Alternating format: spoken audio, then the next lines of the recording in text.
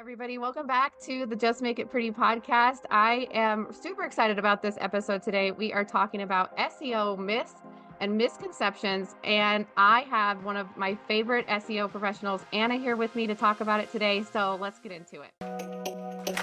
Welcome to the Just Make It Pretty podcast, the slightly unhinged marketing podcast for home builders and beyond. I'm your host, Sarah Haynes, also known as the Pixel Wizard, and my goal is to tackle the tough stuff that goes in behind the scenes in marketing and offer actionable tips, creative insights, and a little bit of humor to spark some creativity. I'm so glad you're here. Now let's get started. All right. So welcome, Anna. I'm so excited to have you. So for all of our listeners here, I have known Anna for 5 or 6 years, I think, or maybe even longer. We've been working together. She's an incredible SEO expert. She does pay-per-click ads, SEO, and she's just also a really great human. So I'm really excited to have you on today, and I want to give you a chance to introduce yourself as well. Thanks, Sarah. I'm really excited to be here today too, and I'm really excited to talk about SEO. It's one of my favorite topics. Yeah, looking forward to that. And background about me is I own a digital marketing agency too, and we've been working with you, like you've said, a lot. And yeah, our focus is on digital advertising, like you said, and SEO in particular. So that's our specialty, and I'm excited to be able to talk about it and share some insights today. So let's get into it.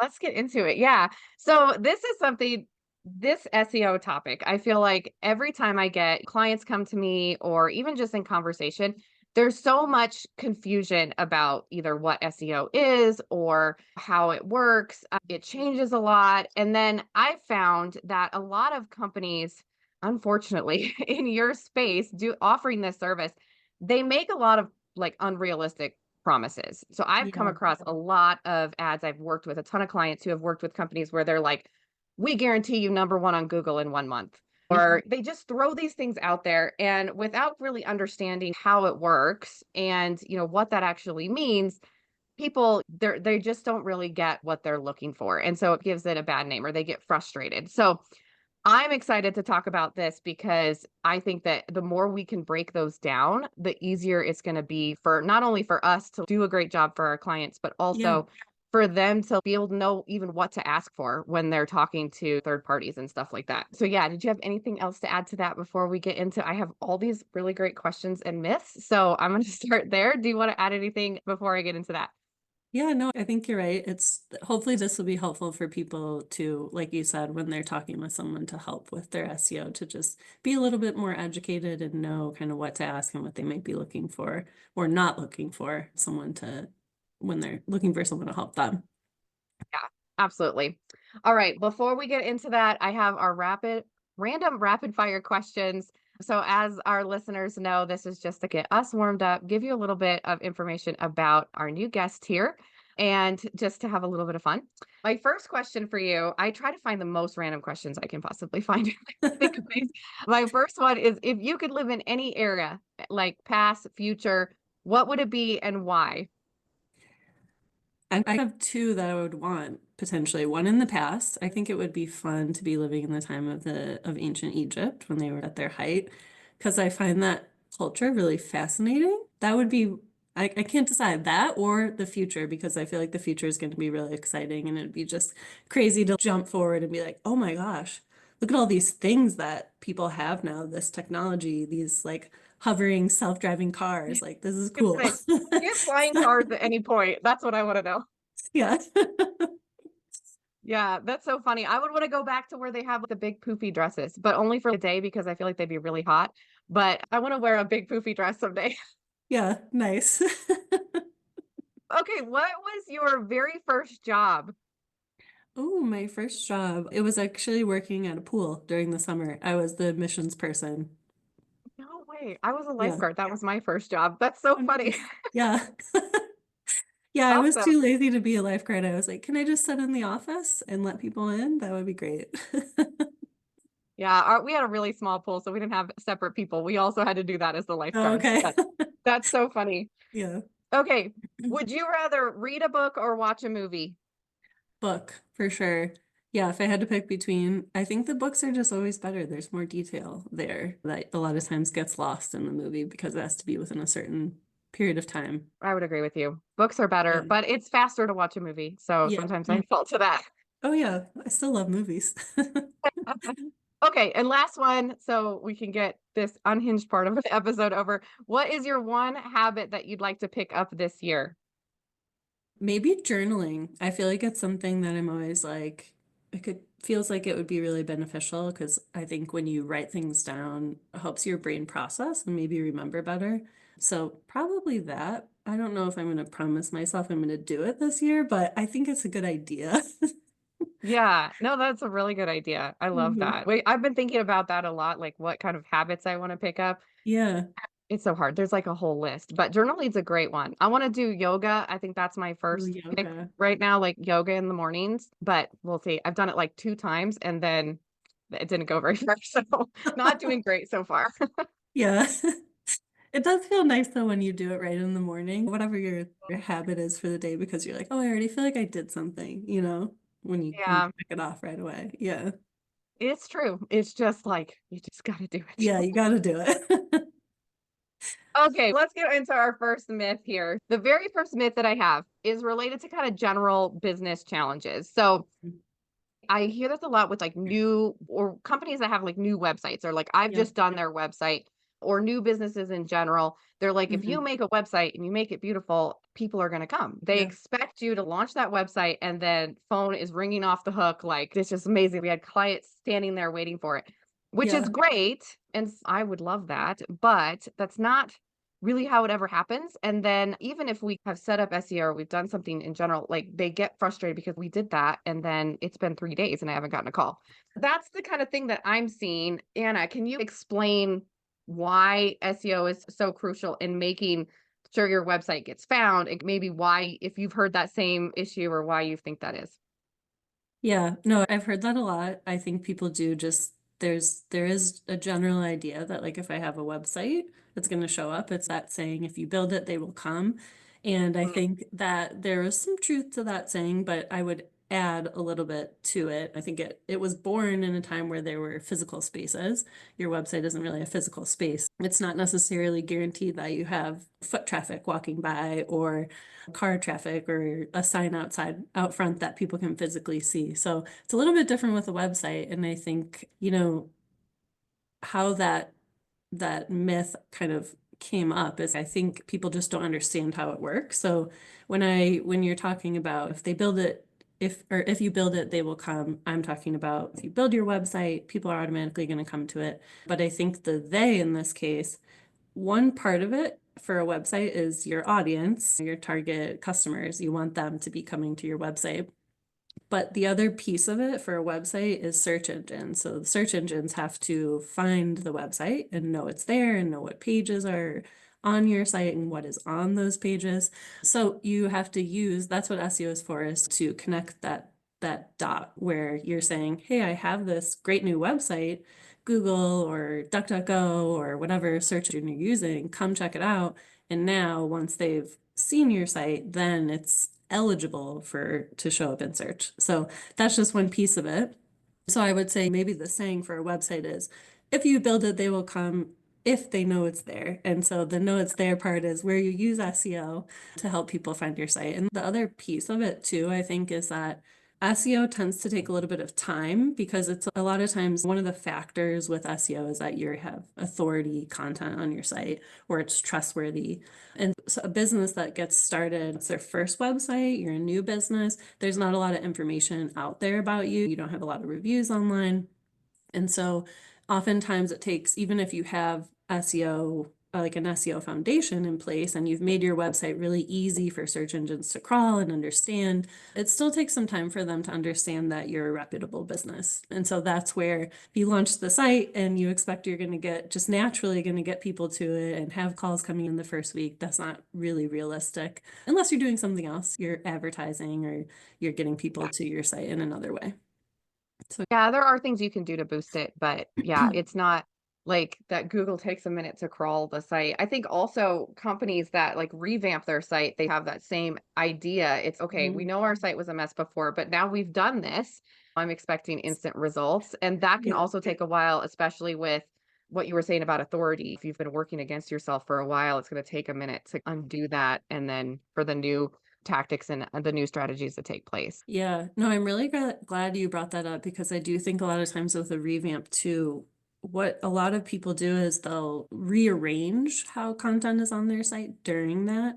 And Mm. just rearranging like that, you want to be able, like, that is something that can be confusing for a search engine because they are like, oh, you don't have that page anymore. That means you don't have that content anymore. Now I can't show your website for that, when really you've just moved it somewhere else. And so there are things you can do too when you with from the SEO side to make it easier for search engines to know, hey, I updated this. I moved some information over here, and you can actually give search engines that instruction so they know. Yeah, that guide. That's really important. And Mhm. a lot of even web developers, I think they forget that part of it, and designers and stuff. Yeah, Awesome. and I mean it's easy to forget because it's Yeah. just you're focused on making this beautiful functional website. And so that's like another piece that maybe it isn't your specialty if you're a developer and you don't know a lot about it, but you can definitely build a great website. So yeah, it's easy to just leave that piece off.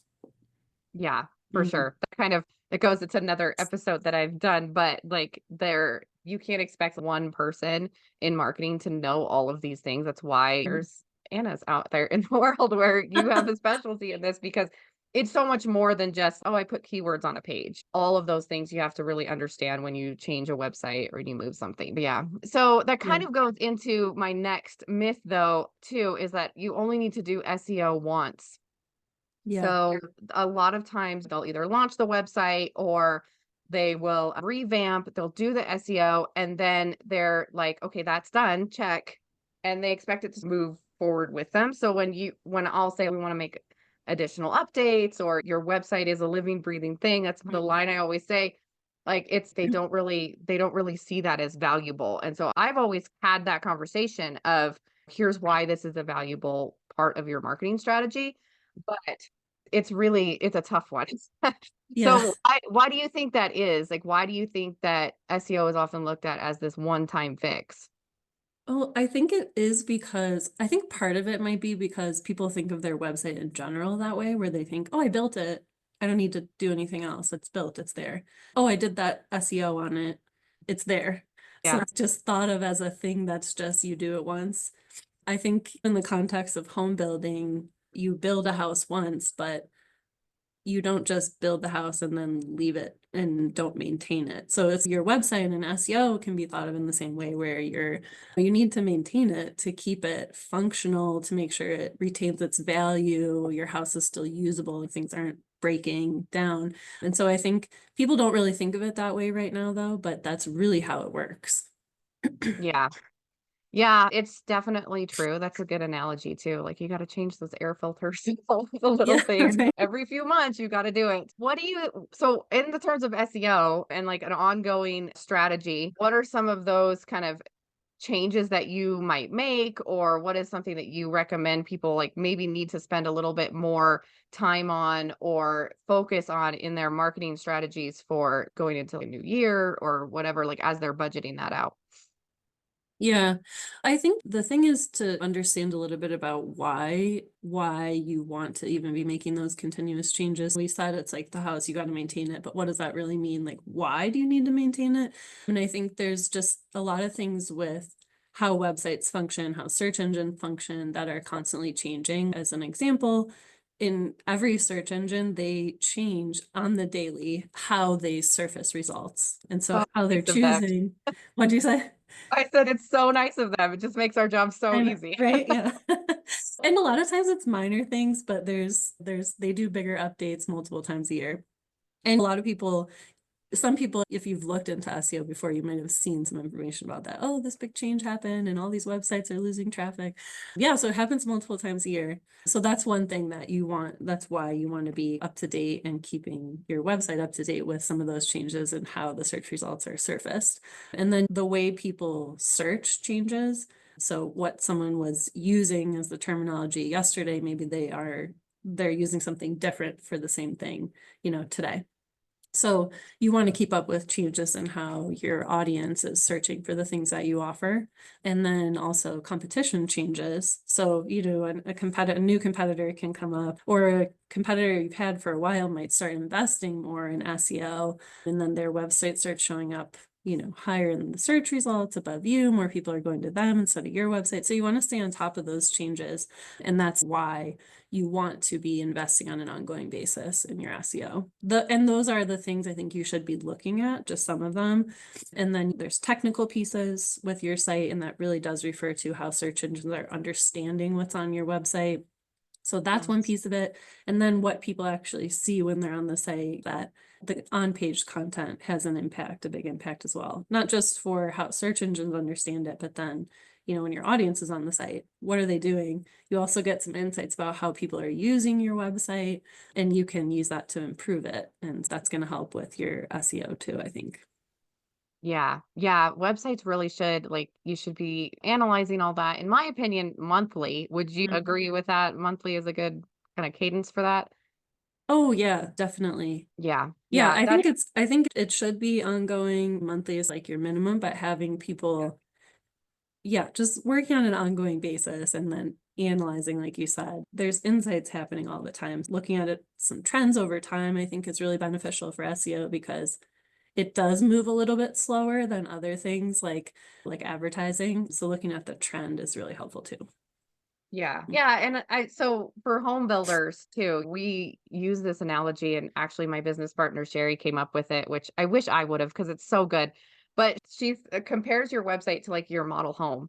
And, Oh yeah. builders build these beautiful model homes. They spend even $1 million, maybe sometimes more, maybe, but they Hmm. put a lot into staging that home and making it like the most beautiful representation of what they can do. And your website is the exact same thing, only online. And I have never found a builder that's just, oh, I built this model, but we never vacuum it. We don't put new furniture in. Dusting is not a big deal. They put a lot of effort into making sure that looks really good. The landscaping's always perfect.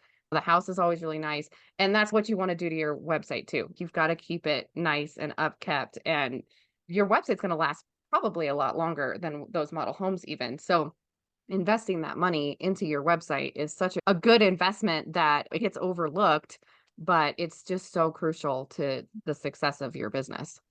Yeah, that is a great analogy. I really love that. Yeah. No, I I hate say that I that, didn't think of it. yeah, we always talk about it like it's your best salesperson. Your website Mhm. is on 24/7, and most people are going to your website before they actually call you or get in touch with you. So they're reading that and looking at that. You might as well be Mhm. putting your best information on there and your best foot forward there because that's what everyone's looking at first. Yep. Yep. Yeah, I love the model home analogy. That's great. Wow. I know someday I'll think of an analogy that is that good, but not yet. Okay, so our myth number 3 is ranking number 1 on Google or whatever is always the goal. Yeah, I hear this all the time. It's like, how do I get to number 1? And it sounds really easy. It's really not. And I guess like people really just want that out of the gate with like organic. It's the same thing as, I built this website. Why am I not number 1 yet? Yeah. So I'm always trying to coach people into like more realistic goals and timelines on how that can happen. And I know I've heard you talk about this before as well in meetings and things with people. Can you share a little bit about what your thoughts are on ranking number 1, and is that realistic? Is that really what we should be looking at as our like number 1 goal? Yeah.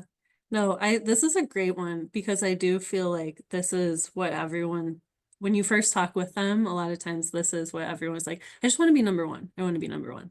Which I think being number one is beneficial for when it's a relevant search. It's beneficial because we do see more people click on that first search result. But I would say really being number one is a stepping stone and it's not necessarily the end goal. And being number one, you might be number one on one search. And is that the only one that you're trying to get people to your site for? So you want to look at it holistically and know that you'll never have an average ranking for your website that is number one, just overall. Yeah. Like you won't, that will never happen. So Yeah. I've there's too even many had like assumptions. I've even had businesses where they're like, I want to be number 1. I'm like, okay, Google your business name. Are you number 1? Yeah, Amazing. yeah. And Right. sometimes they're There you not go. even number one. Like sometimes there's someone else that comes up before them. Yes. So it's you gotta keep in mind that it's not just people don't just search one thing. Yes, Um, exactly. and so there's a lot of like nuances there. Plus, you've got ads that are going to show up in Google. Mm, Well, yeah. so sometimes people will be like, I want to be number one because I'm spending XYZ on ads, or they Yeah. have this small budget. So does that affect like how you would explain a realistic timeline or like realistic expectations? How do ads play into that? Yeah, the ads.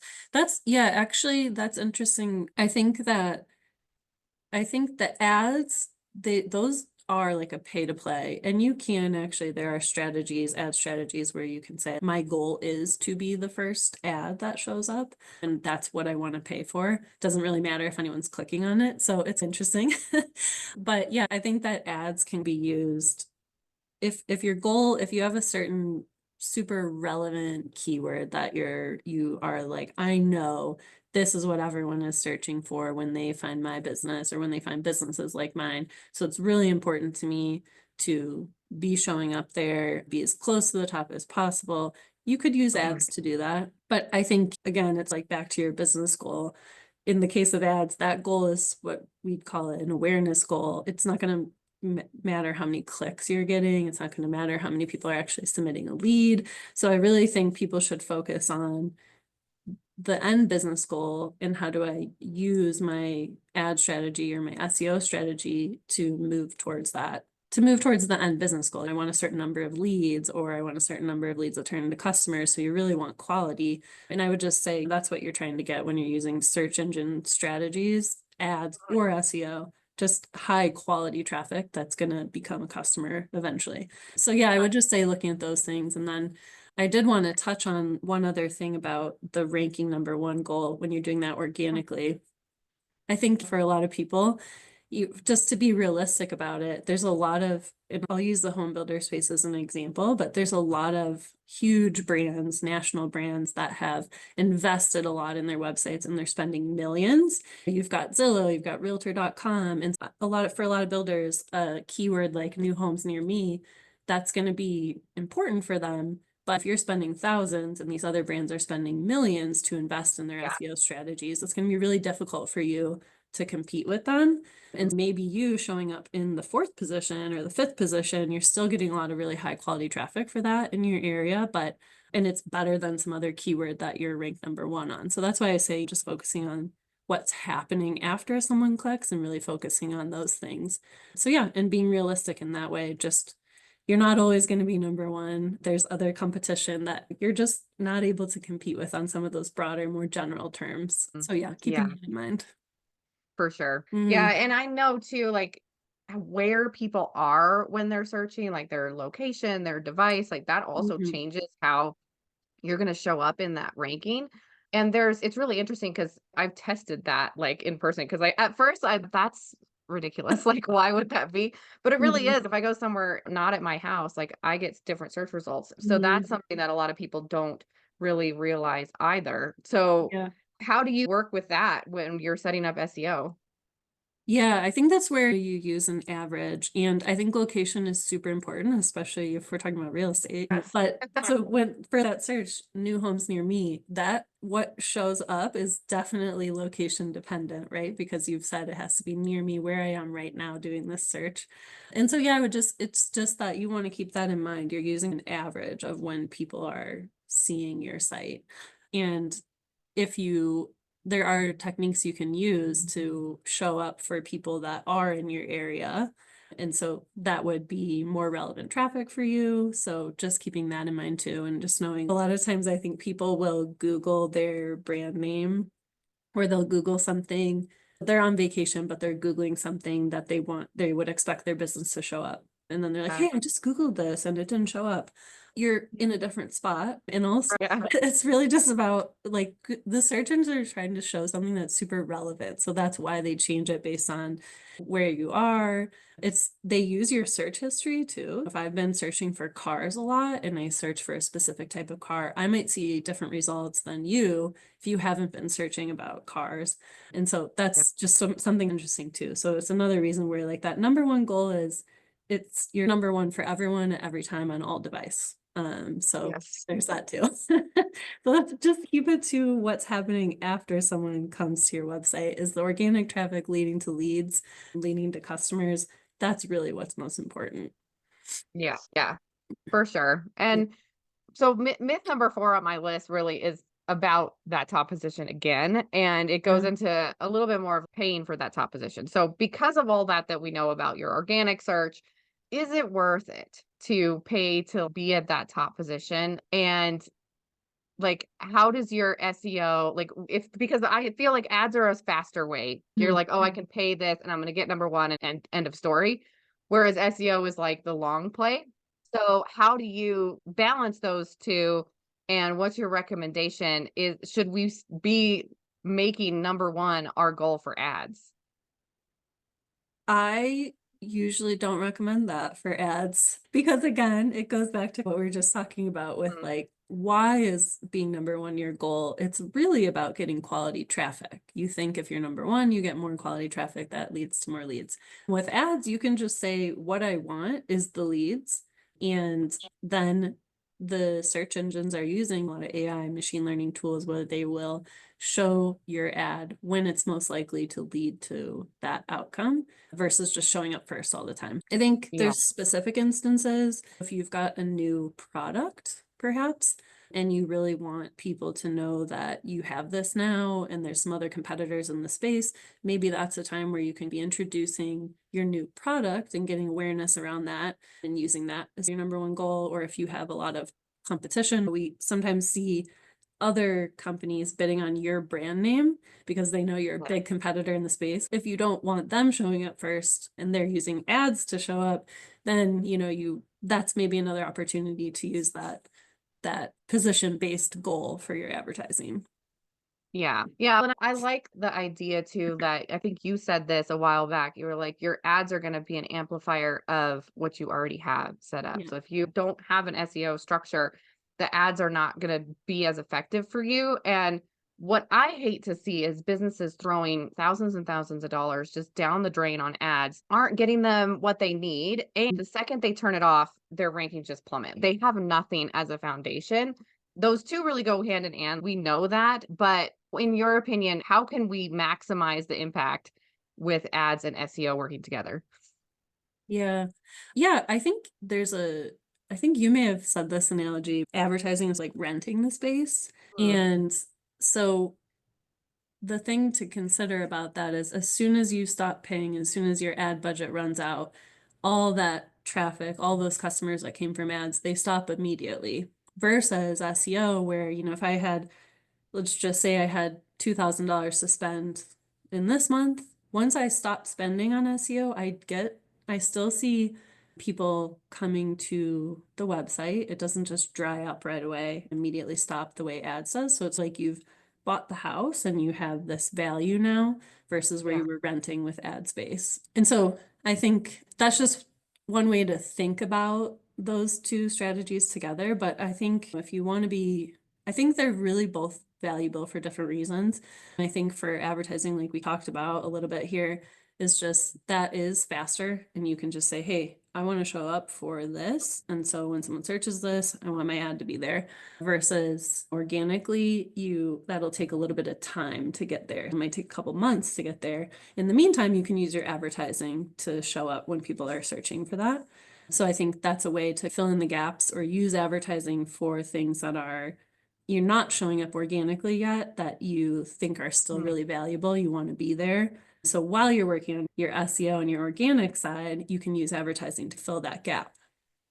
yeah, that's the key. While you're working on the SEO in the back Hmm. end, Yeah. waiting for that organic to catch up. Yeah. Yeah, it's just always sad to me when I see companies that have spent so much money on these ads and then for whatever reason they decide to stop or budget dries up and then Mm. they're just like almost a worse place than they were before they even started advertising. And Yeah. that's just so sad to me. It's so heartbreaking. So I'm like that you need to have not only the foundation, but like an ongoing strategy to make sure that you're still going to show up once you turn Hmm. those ads off. And I love the idea of do your ads so that you start showing up faster, but you're still like building that. Do you feel like Hmm. ever SEO organic SEO ever replaces ads completely? I think it can. Yeah, I definitely think it can. I think that a lot of people don't invest in it enough for that to happen. So Mm, that's why most businesses, and I think it's easier for people to understand advertising too.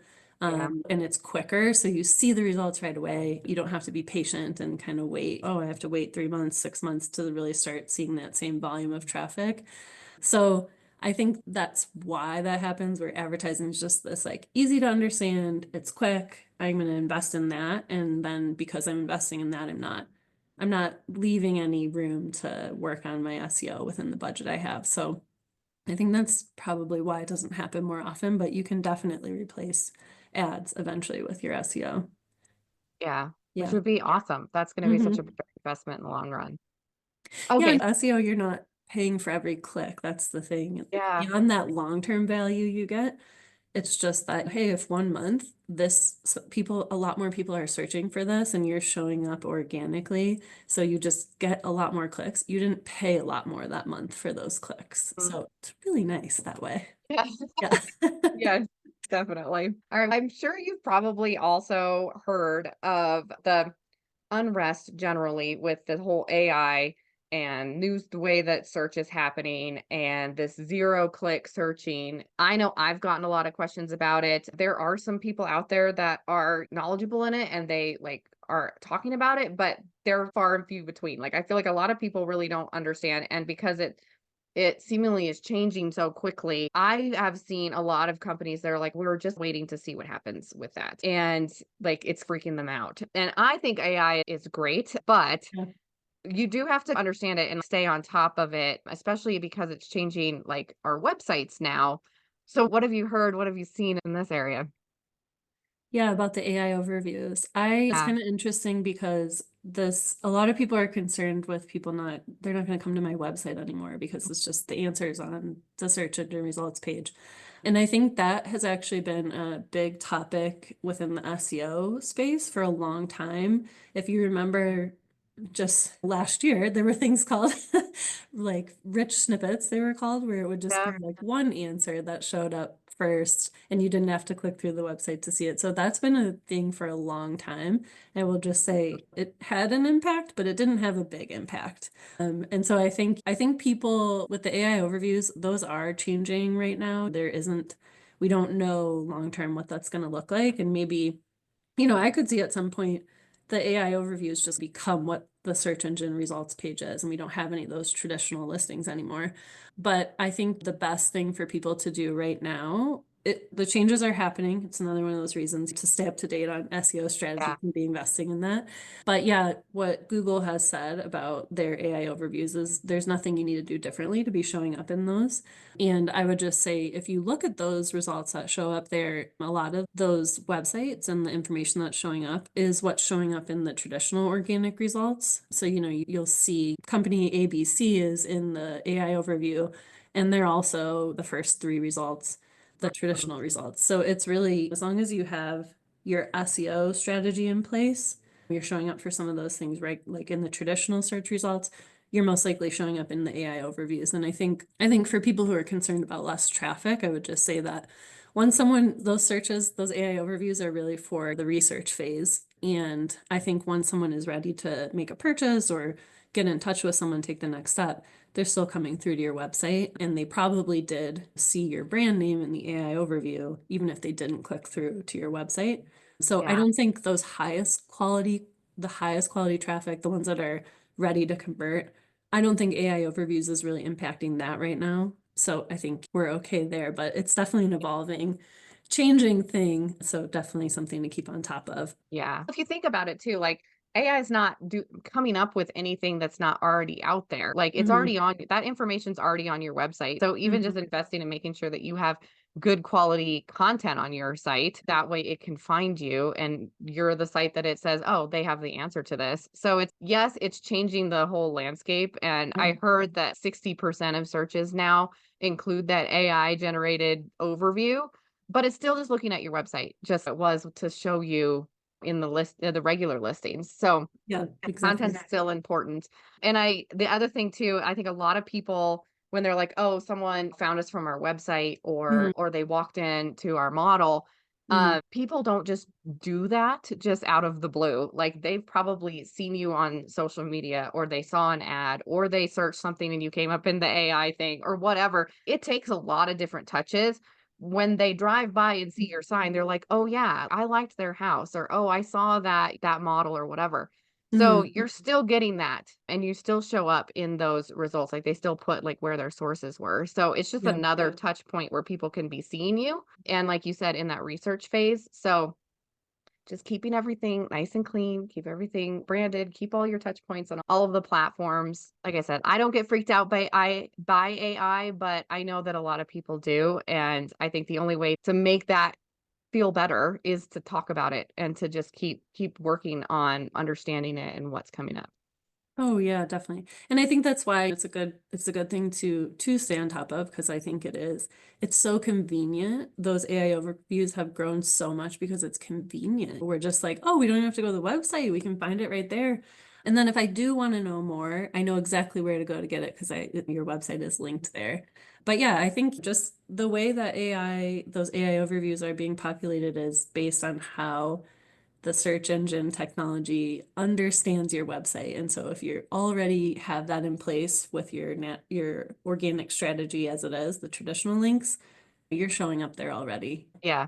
And I think people search in questions now. Like, there, I feel 10 years ago, searches were so different how you would type it in. And Yeah. now I literally just type in exactly what my question is, or even like the voice. Mhm. So AI just taking that and this is understanding it a little bit better to like give you the results, but it's just making it more conversational for people that Yes. are searching. It's Mhm. just your Yeah.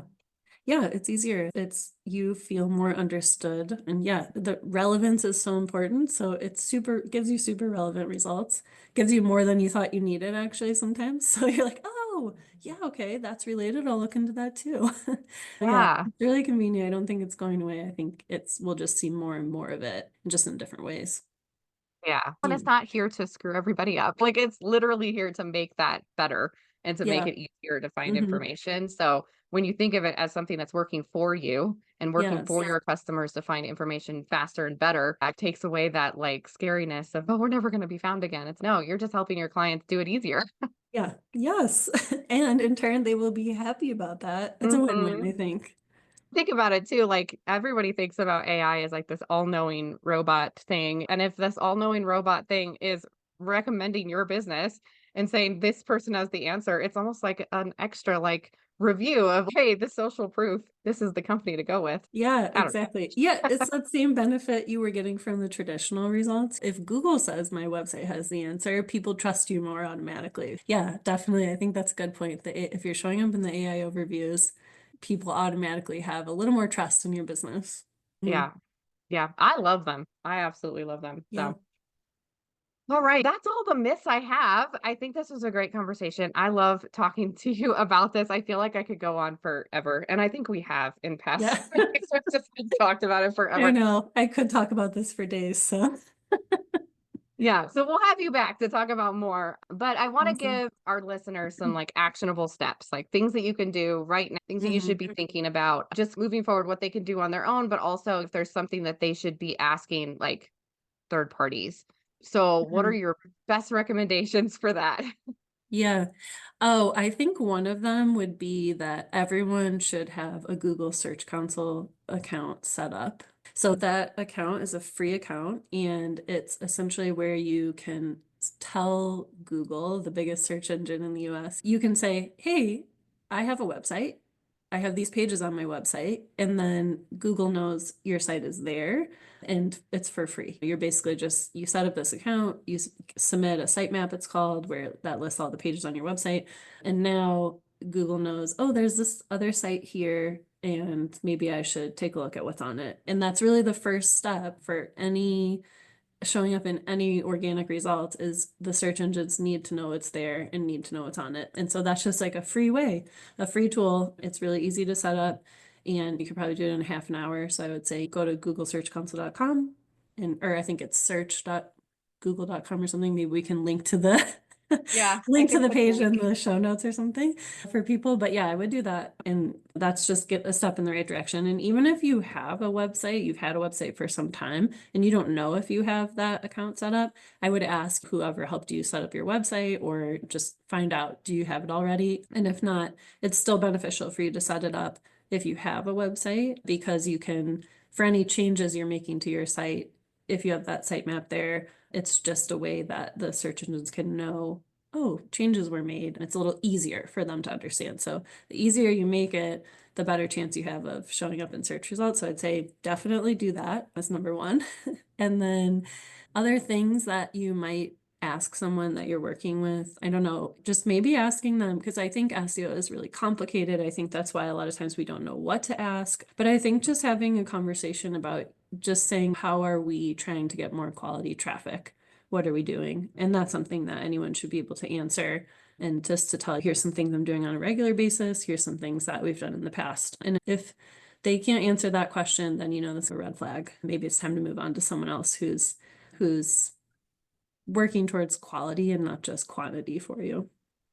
Yeah. And I see a lot of SEO companies, they just set it and forget it. The Mm, same with like ads too. yeah. They just set them up and then they don't never look at them again. It's like you should be getting reporting on those. You should be making tweaks to all of that. You Yeah. should have ongoing, we tried this and now we're gonna try this other thing. Just remembering that it's not I'm gonna pay for this one time. And so when you're interviewing a third party to do that, ask Mhm. about their plan. Like, how do you do that? When do you analyze it? When do I get reporting?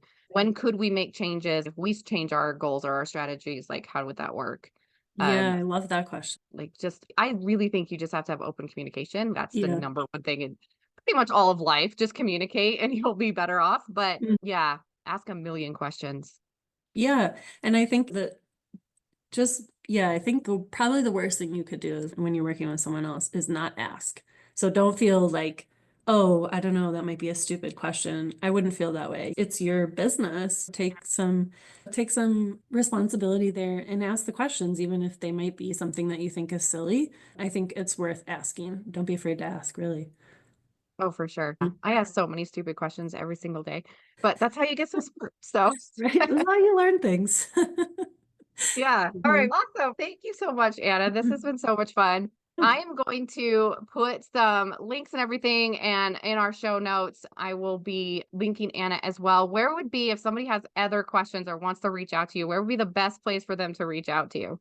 Yeah, I think the best place is to go to my website. It's integress.com. And you can contact me there, and it's integress.com. Yeah, and you can find me there. Just you can send us a question there, and someone on our team will get back to you. But yeah, I run all the SEO strategy. So if it's about SEO, you'll be talking with me. Yes. Yeah. Awesome. Okay. Yeah. And I'll link that in the notes as well.